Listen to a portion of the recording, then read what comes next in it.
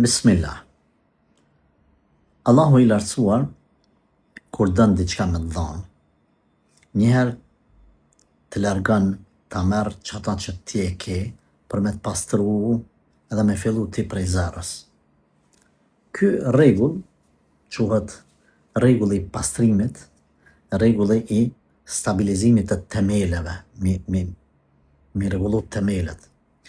Në ndërtimtari, inxhinierët kur dojnë me bë diçka, mas pari e prishin ndërtesën e vjetër, nëse ka qenë aty në borllog ose ndërtesë e prishur. Pastaj hapin dhejun, pra hynë edhe në tokë, edhe mundohen me gjetë pjesën e tokës e cila është e fortë. Në forma të ndryshme e bëjnë këtë gjë. Ata e dinë më mirë, ata na shpjegojnë më mirë edhe na mundemi me i dëgju. Kur të arrin tek pjesa e tokës që është e fortë, i vendosin themelet, pastaj fillojnë me ndërtimin. Ama rregulli i parë është që mas pari me hek atë vjetrën të keqen, pastaj me vendos këtë tren. Kështu Zoti i lartësuar ndodh që këherë të merr ato çka ki, për me ta dhënë diçka më të mirë, edhe me ta pastru dorën, të cilën dën me të marrë me të çu përpara. Se ki dorën ndoshta të pa përgatitur veten, pa përgatitur për çato që do të prit, për çato që ka me ardhur. Prandaj Allahu i lartësuar i ka sprovu pejgambert, i ka çu këherë në pikën zero. Në pikën zero. Jusufin alayhis salam, sikur mos ta kishte çu në pikën zero, pra në fund pusit. Kur nuk ish bon Jusufi alayhis salam zaven si mbretit në Egjipt. Pse? Sepse s'kish pas qysh. Me logjikën, më thonë, edhe sebepet, s'ka qysh. Jusufi alayhis salam do të mbetej një çoban në fisin e tij në Palestinë, çoban.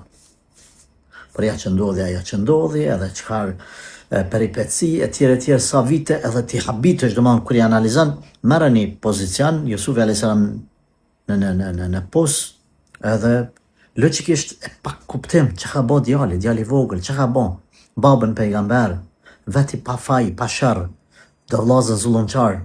Por jo. Zoti dën me prunë atë pikë Jusufin alayhis salam që mja nis prej zerës.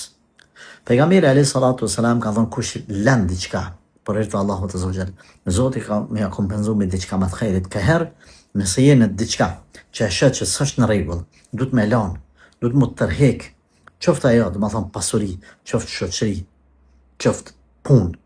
Ndonjëherë Allahu xhalla shanuhu, pra rregulli i pastrimit nga diçka që s'është meritore, që nëse e ki që ata nuk mundesh me përparu. Kështu që Zoti çet në zero. Ndodh që ta merrni të afërm.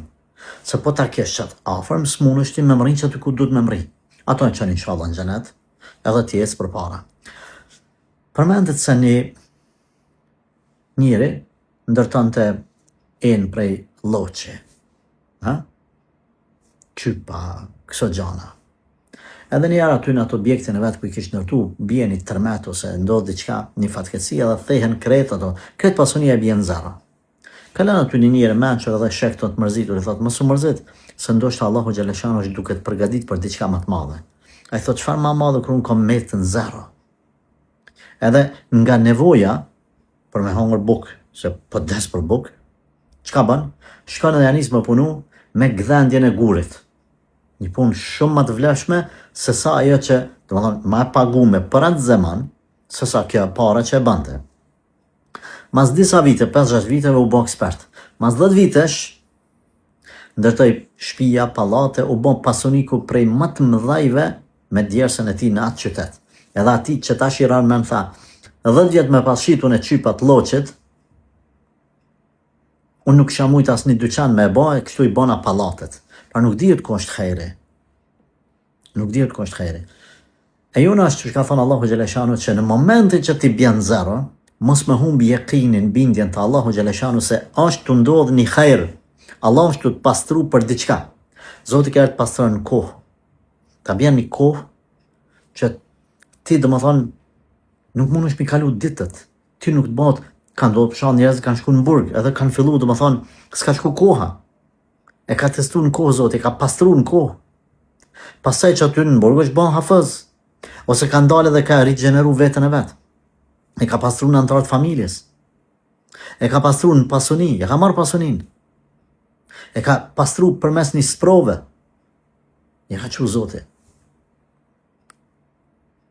Allahu i lartësuar ka thënë në Koran, ka përmend që nëse Zoti shen zemrat e juja bindje, atër mos u tutni edhe pse duket që ka ndodhur një fatkeqësi.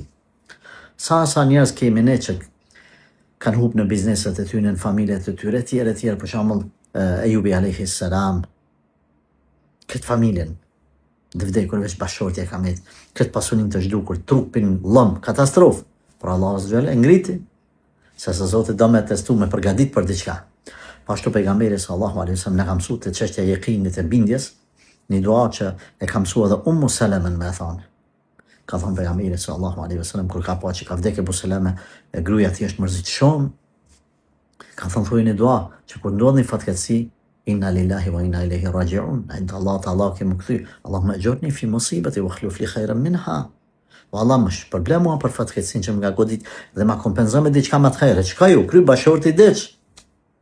Por ma kompenzon me diçka. Thot Ummu Salama, nuk e kam ditë vlerën e kësaj duaje, vetëm thjesht e kam bën me çu sunetin e pejgamberit sallallahu alaihi wasallam dhe këshillën e tij në vend.